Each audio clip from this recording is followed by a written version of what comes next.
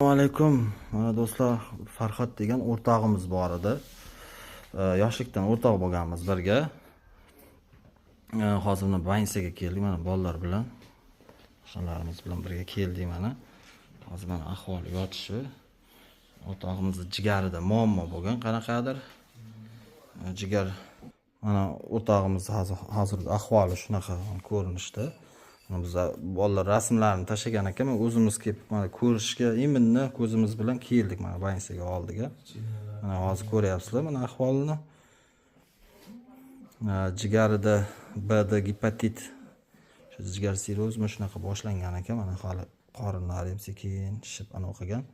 O'shanga imkon qadar do'stlar, kimda imkoniyatlaring bo'lsa, mana ro'za Ramazon oyida ihson qilsalaring 5000, 10000 so'mdan hech narsa emas-ku.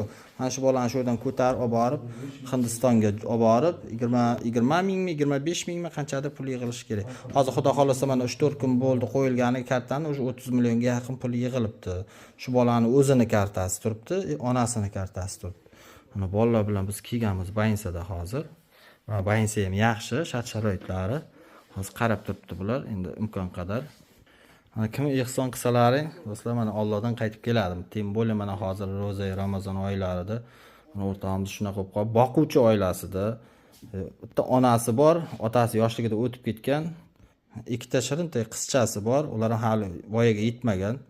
Do'stlar, o'zi ham yosh 36 da bo'lding-a, Farhod adashmasam, 37 da. Yoshimiz bir xil.